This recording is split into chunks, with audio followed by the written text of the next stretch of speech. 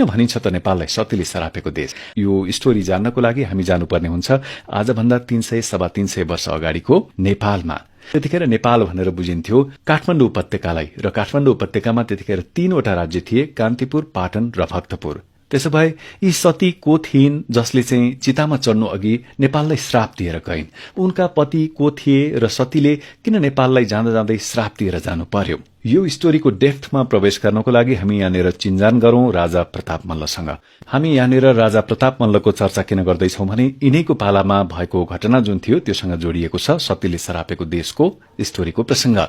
विक्रम सम्वत 1697 मा कान्तिपुर राज्यमा यिनी राजा भएपछि उनले आफ्नो बुवाको पालामा जति पनि काजीहरू थिए दरबारमा तिनैलाई निरन्तरता दिए। अब काजी भनेको के हो त? अहिले चाहिँ जुन हामीले मन्त्री अथवा मिनिस्टरहरू भन्छौं नि, त्यतिखेर चाहिँ काजी भन्ने पद हुन्थ्यो र दरबारको महत्वपूर्ण पदको रूपमा यसलाई लिने गरिन्थ्यो र राजकाजको महत्वपूर्ण जिम्मेवारीहरू काजीले सम्हाल्ने गर्दथे। प्रताप मल्लका पालामा को काजीहरू थिए त काठमाडौँमा? नरदेव, मयासिंह र भीम मल्ल, यी 3 जना काजीहरू दरबारका मुख्य हर्ताकर्ताका रूपमा थिए। अब कान्तिपुर पक्कै पनि शक्तिशाली अथवा वैभवशाली राज्य हुने नै भयो त्यतिखेर, र त्यतिखेरको कुनै राज्य शक्तिशाली छ अथवा छैन, कुनै राज्य कमजोर छ वा छैन भनेर कसरी थाहा हुन्थ्यो त भन्दाखेरि जुन चाहिँ राज्यहरू शक्तिशाली थिए उनले राज्य विस्तार अभियान चलाउँथे र अरू कमजोर राज्यहरूलाई जितेर आफ्नो राज्यभित्र गाभ्ने गर्दथे र आफ्नो प्रताप चारैतिर फिजाउने गर्दथे। यहाँनिर अब प्रताप मल्लले राज्य विस्तार गर्ने भए र तिब्बत क्षेत्रलाई, तिब्बतको साइडलाई तह लगाउने र त्यसलाई जितेर कान्तिपुरमा मिलाउने जिम्मा कसको काँधमा आइपर्यो त? काजी भीम मल्लको काँधमा आइपर्यो। र मैले यहाँनिर काजी भीम मल्लको जुन नाम छ त्यसलाई यो रातो अक्षरमा किन लेखेको हुँ भने यो जुन समग्र स्टोरीको आज हामी चर्चा गर्दैछौं त्यो यिनै काजी भीम मल्लसँग जोडिएको स्टोरी हो। काजी भीम मल्लको बारेमा अलिकति जानकारी लिउँ। अब काजी भीम मल्लले तिब्बतसँग कस्तो सन्धि गरे त त्यो हेरौं। तिब्बतमा नेपाली साहुहरूले 32 कोठी दोकान खोल्न पाउने, जुन चाहिँ अफिसियल रूपमा, आधिकारिक रूपमा नेपालका व्यापारीहरू गएर तिब्बतमा दोकान खोल्न पाउने भए। तिब्बतमा नेपाली वाणिज्य दूत रहने र तिब्बती र नेपाली बीच झगडा भयो भने उसैले मध्यस्थता गर्ने, यो पनि अभियसली नेपालकै पक्षमा भयो। र तिब्बतमा नेपाली मुद्रा चल्ने, यो असाध्यै महत्वपूर्ण मुद्दा यो सन्धिमा उल्लेख गरिएको थियो, लिखित सन्धि थियो यो। र यसको पछि कस्तोसम्म भयो भने नेपालले 3 लाख तोला मोहरसम्म वर्षेनी तिब्बतमा पठायो। तिब्बतको जति पनि मार्केट थियो सब नेपालको पैसा चल्ने, नेपालको मुद्रा चल्ने भयो। र यो सम्झौता पछि मल्लकालीन राजाहरूको राजकाज सकिसकेपछि पृथ्वीनारायण शाहसम्म आइपुग्दासम्म पनि चलिराखेको थियो। काजी भीम मल्ल काठमाडौँ ढोकाटोलका बासिन्दा थिए। यिनी स्वामी भक्त थिए। स्वामी भक्त भनेको के भने त्यतिखेर राजा स्वामी हुने गर्दथे, मालिक हुने गर्दथे, देशको सर्वे सर्वा उनै हुने गर्दथे र यिनी एकदम राजाको सेवामा, मालिकको सेवामा दत्तचित्त रहने व्यक्ति थिए। र यिनी सैन्य परिचालनमा एकदम कुशल थिए, व्यापारमा त्यस्तै चतुर थिए, कूटनीतिमा त्यस्तै पारंगत थिए र देशका लागि मर्न मार्न तयार हुने व्यक्ति थिए। देश हितको लागि जेसुकै गर्न पनि तयार हुने व्यक्ति थिए। अब हामी काजी भीम मल्लसँगै एकैछिन तिब्बत प्रस्थान गरौं।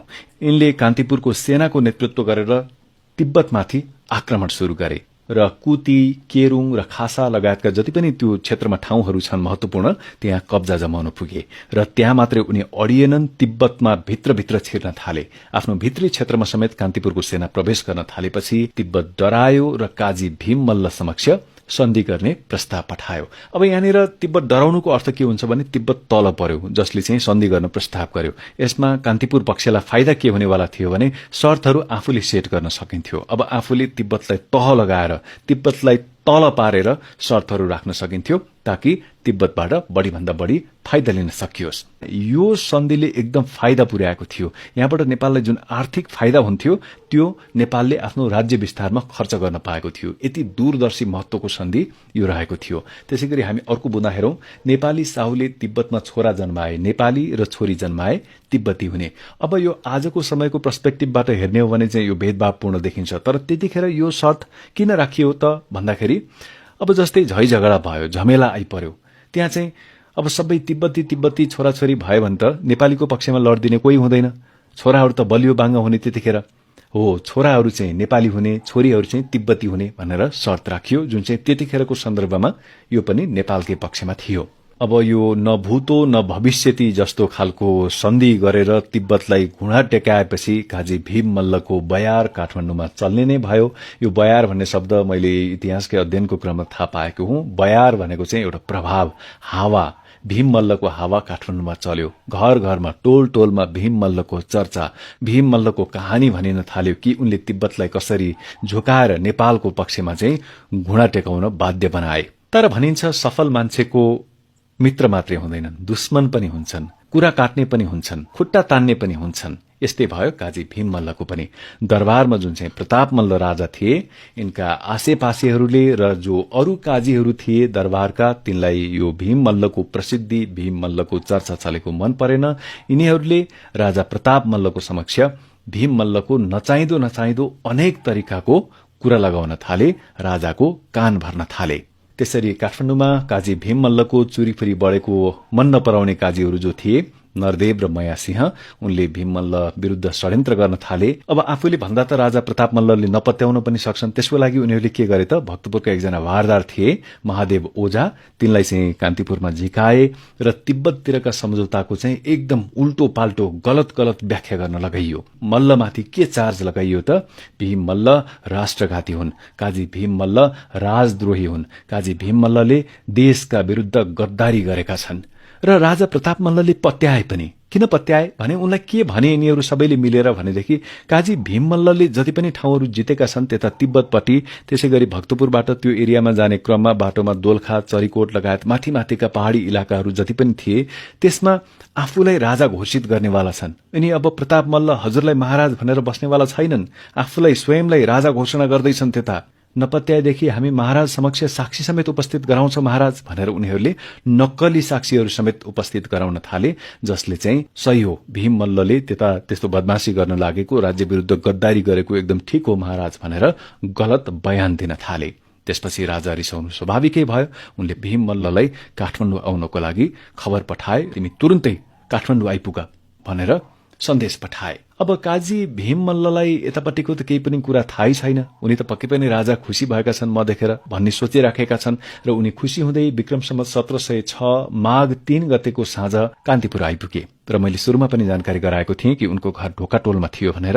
उनी आफ्नो घर पनि गएनन्। घर पनि नपसिकन दरबारको प्रांगणमा रहेको मल्लहरूको इष्टदेवी तलेजु भवानीको मन्दिरमा दर्शन गर्न पुगे र त्यहाँ विधिपूर्वक दर्शन गरी उनी सोझै कहाँ गए त, महाराज प्रताप मल्लको दर्शन गर्नको लागि बसन्तपुर दरबारभित्र छिरे। तर त्यहाँ के भयो, प्रताप मल्ल जुन चाहिँ महाराज रिसाएर बसेका थिए भीम मल्लसँग, उनले एक वचन पनि नसोधिकन, सफाईको एक मौका पनि नदिइकन त्यही सैनिक लगाएर दरबारकै ढोकामा भीम मल्ललाई काट्न लगाइदिए। र तत्काल एक देशभक्त, स्वामी भक्त, एकजना इमान्दार मान्छेको, इमान्दार भारदारको ठाउँको ठाउँ निधन हुन पुग्यो। हो, अब यहीँनिर आउँछ सतीको प्रसंग। काजी भीम मल्ल त मरेर गइहाले। त्यतिखेर कान्तिपुर राज्यमा यो उपत्यकामा सती प्रथाको चलन कायमै थियो। आफ्नो पति मरेपछि श्रीमतीहरू पनि उनीसँगै चितामा चढ्ने गर्दथे, जिउँदै उनीहरूलाई जलाइने गरिन्थ्यो। र काजी भीम मल्लको जो श्रीमती थिइन्, यिनको नाम थियो भुवन लक्ष्मी। यिनलाई पक्कै पनि थाहा थियो कि आफ्नो श्रीमान निर्दोष छन् भनेर। त्यस्ता देशभक्त, त्यस्ता स्वामी भक्त, त्यस्ता देशको भलो चाहने, हित चाहने काजीलाई राजाले जुन किसिमको मरण गराए, काजीकी पत्नी भुवन लक्ष्मी असाध्यै दुखित भइन्। उनको चित्तमा यो कुरा यति नराम्रोसँग बिज्यो कि उनले यो देशलाई श्राप दिएर गइन्। जाँदा जाँदै उनले के भनेर गइन् त, चितामा चढ्नु अगाडि उनले के भनिन् भने, देशको भलो चाहने मान्छेको यो देशमा कहिल्यै पनि भलो नहोस्। हो, त्यहीबाट यो कहानी घर घरमा नेपालीहरूको मन मनमा अमर भएर बसेको छ। आज पनि नेपालका मान्छेहरू भन्ने गर्दछन्, जब कुनै धूर्त, जब कुनै चण्डाल मान्छे उँभो लाग्छ, प्रगति गर्छ, अनि भन्ने गरिन्छ सतीले सरापेको देशमा यस्तै त हो नि। जब कुनै निर्दोष, निरअपराध मान्छे फस्छ, सजायको भागीदार बन्छ, त्यतिखेर पनि भन्ने गरिन्छ सतीले सरापेको देशमा यस्तै त हुन्छ।